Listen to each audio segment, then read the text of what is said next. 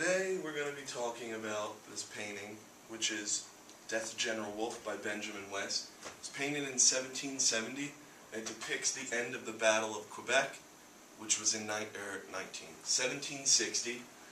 And this is the very end of it, and it's during the French-Indian War. It had a positive reception when this was presented, because it was a new type of painting. This is in the neoclassical style, and it was very uncommon that people painted in the classical style and people were wearing the clothes of that time. And this is an oil painting, and this is just the death of the general right as the battle ended. And first question I'm going to ask you is, the battle has just ended. How can you tell? Denise? Because in the middle there's like a soldier, like slaying or whatever. And I think, doesn't the flag, like when they take their, is that a flag in the back? Yeah. Like when it goes down, that means they surrender, right? No, not, he's just holding the flag. But there's other reasons why you can tell. Does anyone else know? Alex? I mean, there's like an Indian person there, and then there's a bunch of, like, are they French, or? They're English. What about Dr. Doe? They don't have any guns, they're not shooting at each other. That's true. The big one, though, try to look at the left side of the painting. There's something that really is the main reason how you can tell. Like see that guy like all the way in the back, and the man in the green. The man in the green. What is he pointing at there? There's a man he's going like this. Yeah. What do you think he's doing there? Like that shows that it's the end of the battle. Because, well, everyone was right, because everyone's just standing around doing nothing, but that man is showing that the French have surrendered. And that's, like, all your answers were good, but that's, like, the main thing that was thrown in there to show that the battle has ended. And the Native American in the painting is showing European people something. What is he showing, and how do you know? Like, Respect? not really. The Indian is showing them something. Like, what is he supposed to represent to the English? Because this, Benjamin West presented this in England. Brittany? Well, isn't he showing like compassion, and don't they think that they're like they're like crazy, not crazy, like ill-mannered and like, yeah. I can't think of the word, but Savage? like, yes, thank Alright. you. There's another reason, the main one. Does anyone else want to take a shot at it? The Indian represents when they came to America, what they conquered and what they took from. Exactly. He's showing the English and like other Europeans what American soil is like. Like, obviously this isn't the United States of America, it's Canada, but it's still Northern America.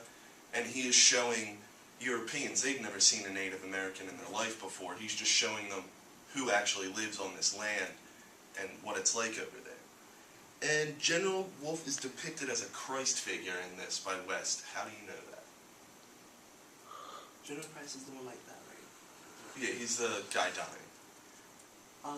He's depicted as the Christ because I guess like all the people around him are like his disciples almost. Yeah. And they're tending to him. So that means he has followers. And obviously he must be of great importance if all these people are paying attention to him. Mm-hmm. So I guess like he's. What about like the way he's laying? Does it remind you of any like paintings or like sculptures? It reminds me of when I think Socrates went to jail, and he was like he drank the poison, and he was like, and then his disciples were following him. So that's what it reminds me of. Yeah. Another thing is that all the time, like the paintings you've seen of Christ getting taken down from the cross, he's very limp, and that's what West was trying to get at, is depict him like that. And notice that it's very clean. There's no blood or anywhere, anything. And fellow painter Joshua Reynolds said that since this painting was painted in the neoclassical style, that all the people in the painting should be wearing classical clothes, like Roman and Greek clothes. Why do you think he said that?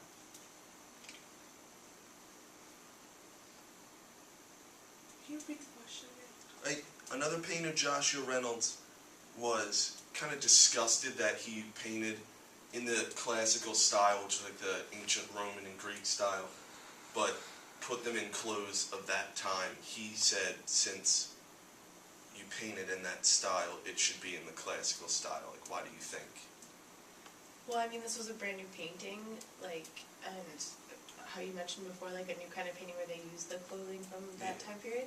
So people could not be used to that. Mm-hmm. But I think it wouldn't make sense if they were in Roman gear, because you wouldn't be able to tell what the picture was about without the clothing. Anyone else have a different opinion here? All right, because that's right.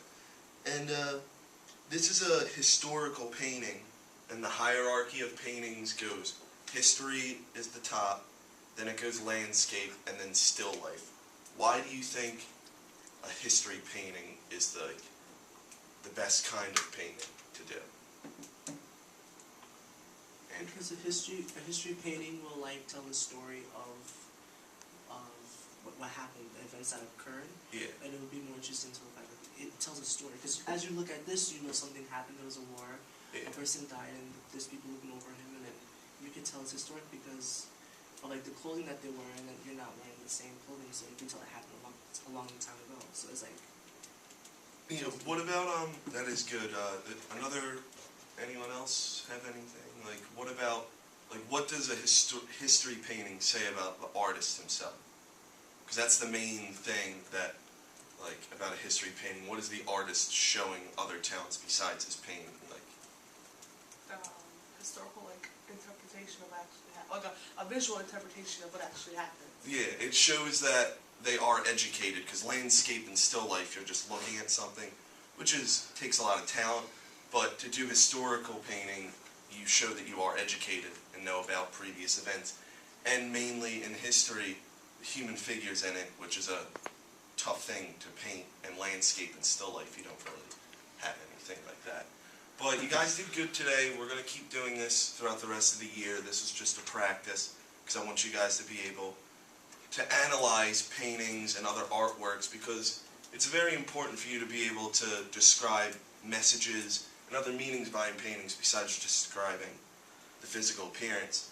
And for tomorrow, I want you guys to find a painting or something that you like, and in front of the class, I want you guys to analyze it with the class. So, that's it.